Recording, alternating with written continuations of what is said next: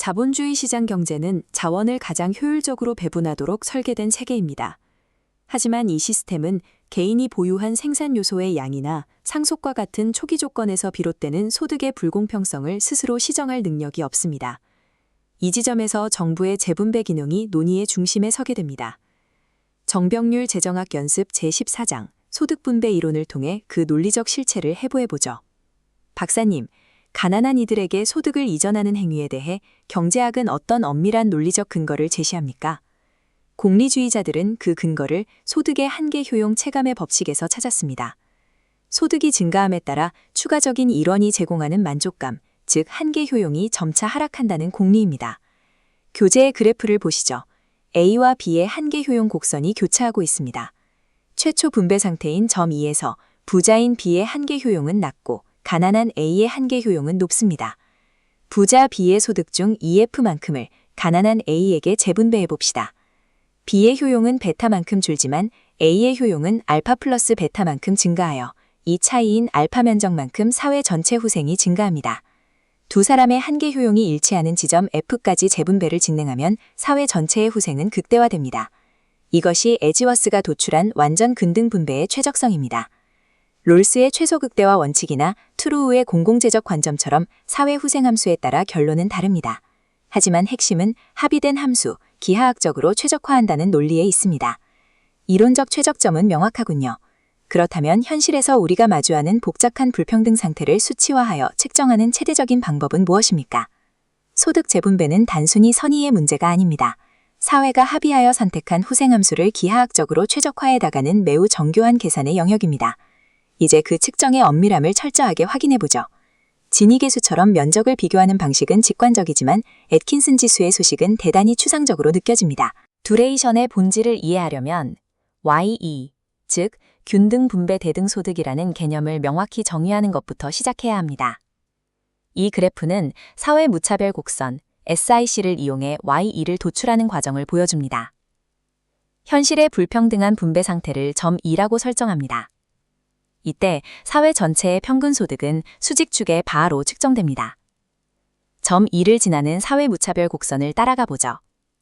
이 곡선 위의 모든 점은 현재 불평등한 사회가 누리는 총후생과 동일한 가치를 지닙니다. 원점에서 뻗어나가는 45도선은 모든 구성원의 소득이 일치하는 완전 평등 상태의 집합입니다. 현재의 사회 무차별 곡선과 45도선이 만나는 교차점 F를 특정합니다. 이 점 F를 Y축으로 투영했을 때 얻어지는 값이 바로 균등 분배 대등 소득 YE입니다.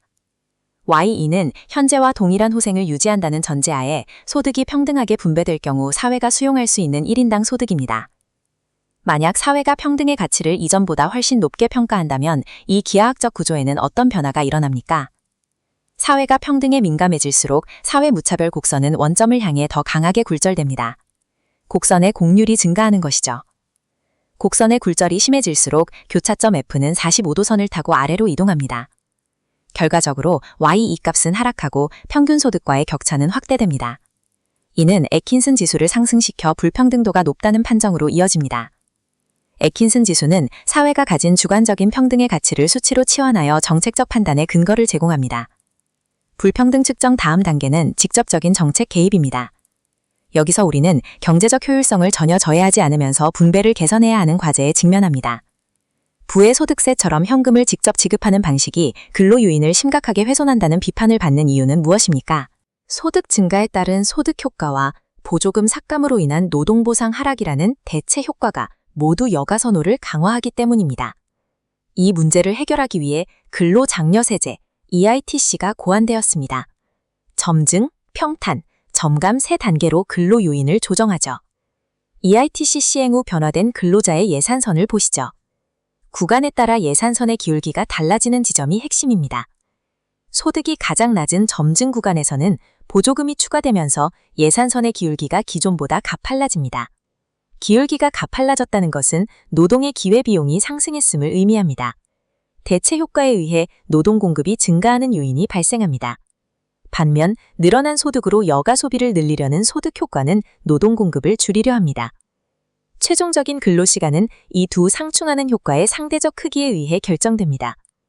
평탄 구간에서는 보조금이 고정액으로 지급됩니다. 예산선의 기울기가 기존과 동일하므로 대체 효과는 발생하지 않습니다. 오직 늘어난 소득에 의한 소득 효과만 작용하여 노동 공급을 감소시킵니다.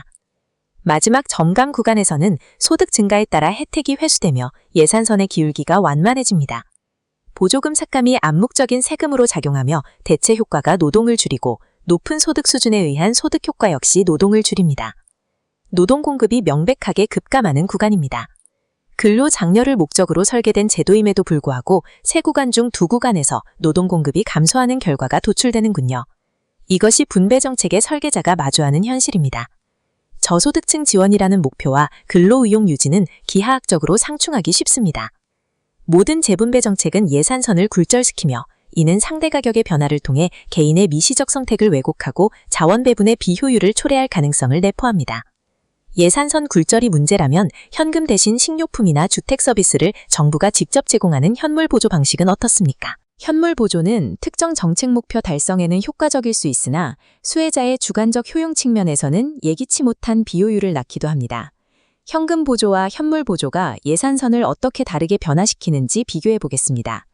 동일 금액을 현금으로 지급하면 예산선은 바깥으로 평행이동합니다. 소비자는 자신의 선호에 따라 가장 높은 무차별 곡선과 만나는 점 G를 자유롭게 선택할 수 있습니다. 반면 현물로 지급하면 예산선의 일부 구간이 단절됩니다. 소비자가 해당 현물보다 다른 재화를 더 선호하더라도 예산선 제약 때문에 효용이 낮은 점 F를 수용해야 할 수 있습니다. 소비자의 선택권이 제한됨에 따라 동일한 예산을 투입하고도 수혜자가 느끼는 만족도는 현금 보조 방식보다 낮아지는 역설이 발생합니다. 결국 개별 수혜자의 효용 극대화라는 효율성 가치를 일부 포기하더라도 특정 재화의 소비를 반드시 보장하려는 공평성 목표를 우선할 때 현물 보조가 선택되는 것이군요. 재분배 정책의 기하학은 효율성과 공평성이라는 두 마리 토끼를 동시에 잡는 준다는 것이 얼마나 어려운지 보여줍니다. 경제학은 결국 우리가 감당할 수 있는 최선의 상충 관제를 선택하는 과정입니다. 마지막 질문을 남깁니다. 인공지능이 저임금 노동시장을 대체하는 미래가 도래한다면 노동 공급을 조건 매체로 하는 현재의